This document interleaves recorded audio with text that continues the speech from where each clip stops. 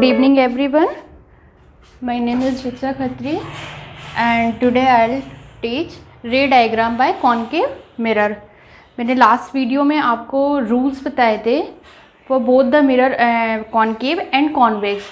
Today I only ray diagram by concave mirror, क्योंकि convex के और कॉन्केव के डिफरेंस है, बहुत माइनर डिफरेंस है, ज़्यादा नहीं है. तो वन बाय वन देखेंगे तो ज़्यादा अच्छे से क्लियर होगा. सो अगर आप लोगों ने लास्ट वीडियो नहीं देखी है तो आप उस वीडियो में देखेंगे कि रूल्स के अकॉर्डिंग हम कैसे इसको सॉल्व करते हैं, क्योंकि रूल्स अगर अच्छे से क्लियर हो जाएंगे तो रे डायग्राम बहुत ईजी रहेंगे हमारे लिए. सो इसमें जो कॉन्केव मिरर में है देयर आर सिक्स कंडीशंस हैं कि 6 कंडीशंस के अकॉर्डिंग हम देखते हैं कि इमेज कैसे फॉर्म होती है. तो वन बाय वन हम इसमें देखेंगे. सो इसमें 3 पॉइंट्स आपके वेरी इंपॉर्टेंट. तो first is position, the second is size and the last is nature. Means आपकी पोजीशन जो होगी इमेज की वो कहाँ पे होगी, जो आपका साइज़ होगा इमेज का वो कैसा होगा, एंड नेचर इमेज का कैसा होगा. ये तीनों पॉइंट हम देखते हैं और आपकी जो कंडीशंस हैं वो फॉलो करते हैं.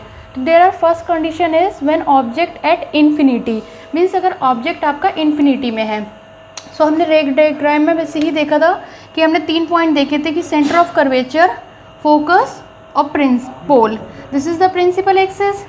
सो फर्स्ट कंडीशन क्या है, ऑब्जेक्ट एट इन्फिनिटी में consider this is the infinity point. Means यहीं से रेज आपकी पैरेलल हो रही होंगी प्रिंसिपल एक्सिस पे.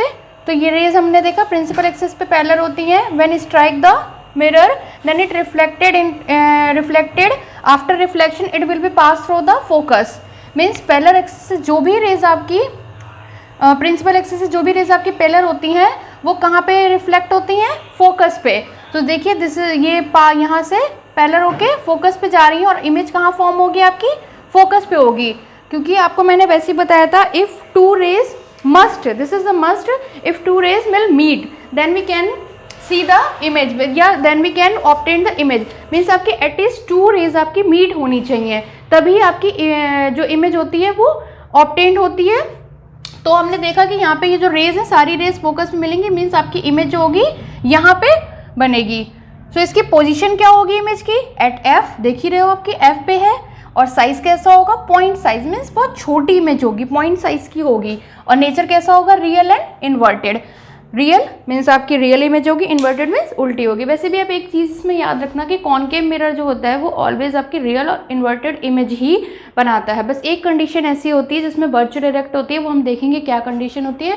बट जो ऑल कंडीशंस होती हैं एस्पेक्ट 1 वो रियल और इन्वर्टेड इमेज ही होती है. There are second condition is when object beyond C. अगर ऑब्जेक्ट का आपका क्या है, बियॉन्ड सी, यानी सी से थोड़ा बाहर या उसके थोड़ा सा पास या दूर उससे थोड़ा सा. So this is the C point, center of curvature, and focus point F. This is pole. So beyond C means यहाँ कहीं आपका ऑब्जेक्ट है.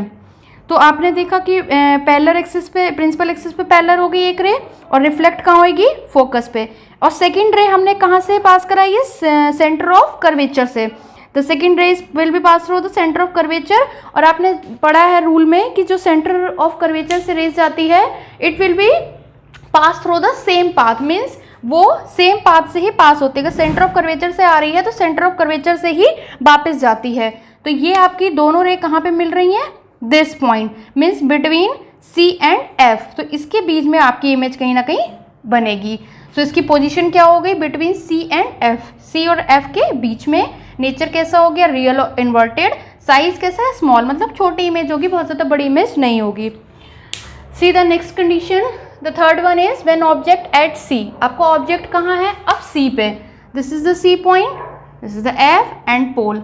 सो फर्स्ट हम क्या देखेंगे कि रे कहाँ से, प्रिंसिपल एक्सिस. आप एक रे तो समझ ही लो कि आप प्रिंसिपल एक्सिस से उसको पैरेलल करना ही करना है. एटलीस्ट 2 रेज होनी चाहिए. तो आपकी फर्स्ट तो रे हमारी जो होती है वो प्रिंसिपल एक्सिस से पैरेलल हो गई. तो ये प्रिंसिपल एक्सिस से रिफ्लेक्शन हो गई F पे. और हम सेकेंड क्या रे देखते हैं, फोकस से. ये this is the focus point. इसको फोकस पॉइंट से हम पास कराएंगे और कहाँ पे रिफ्लेक्ट हो जाएगी, ये पैरेलल हो जाएगी प्रिंसिपल एक्सिस. ये भी आपने रूल्स में पढ़ा है कि if we pass through the focus then after reflection it will be parallel to the principal axis. ये प्रिंसिपल एक्सिस के पैरेलल हो जाएगी और यहाँ कहीं आपकी रे दोनों मीट होंगी. तो यहाँ पे आपकी इमेज फॉर्म हो जाएगी. इमेज जो फॉर्म होगी वो बिल्कुल सी के ऑपोजिट होगी। यहाँ पे सी है, इसके नीचे ही बिल्कुल हो रही है आपकी फॉर्म, तो बिल्कुल ऑपोजिट होगी। इसकी पोजीशन क्या होगी? एट सी। सी यहाँ पे है तो इसके ऑपोजिट हो रही है सी के। रियल और इन्वर्टेड होगी और साइज कैसा? सेम साइज, क्योंकि जो ऊपर का सेम साइज ऑब्जेक्ट का वही सेम नीचे इसका सेम होगा।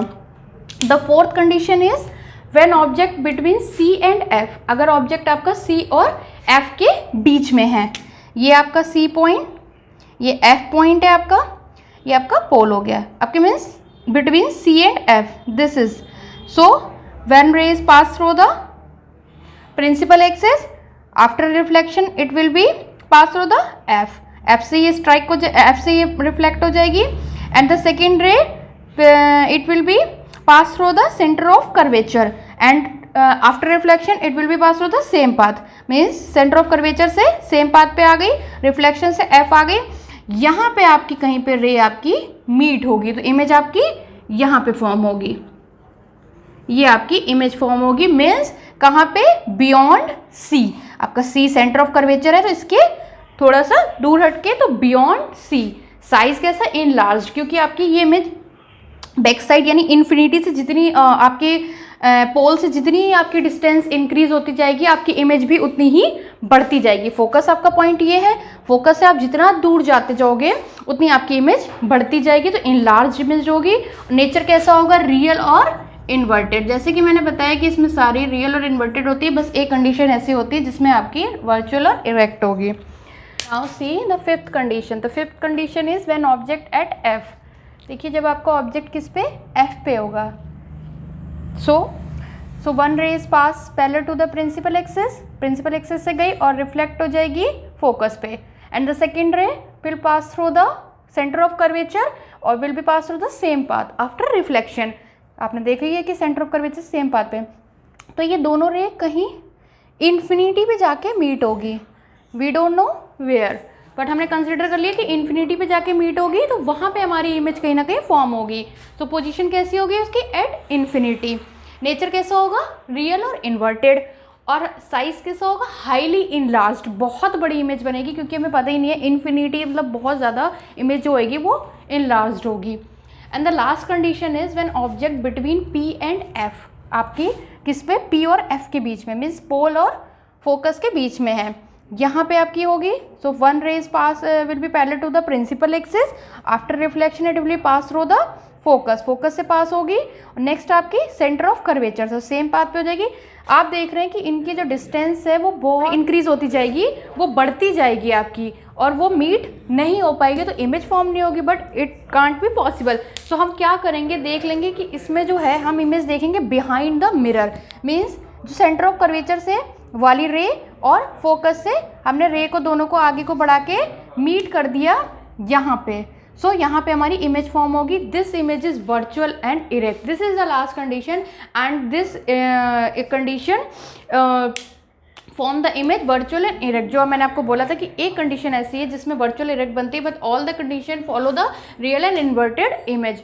तो इसमें क्या पोजीशन क्या होगी? बिहाइंड द मिरर, मिरर के पीछे, एंड द नेचर होगा वर्चुअल और इरेक्ट। साइज होगा इन लार्ज, साइज इसका भी लार्ज होगा। This is the last condition. दिस 4 condition the ray diagram by concave mirror. I hope आपको अच्छे से अंडरस्टूड हो गया होगा। कोई भी आपको प्रॉब्लम अगर उसमें है तो आप कमेंट कर सकते हैं। बाकी आपको नेक्स्ट जो वीडियो में होगी वो हम कॉन्वेक्स के बारे में पढ़ेंगे कि उसमें सिर्फ 2 कंडीशंस, उसमें ज़्यादा नहीं है, उसमें हम देखेंगे कैसे बनता है रे डायग्राम। Thank you.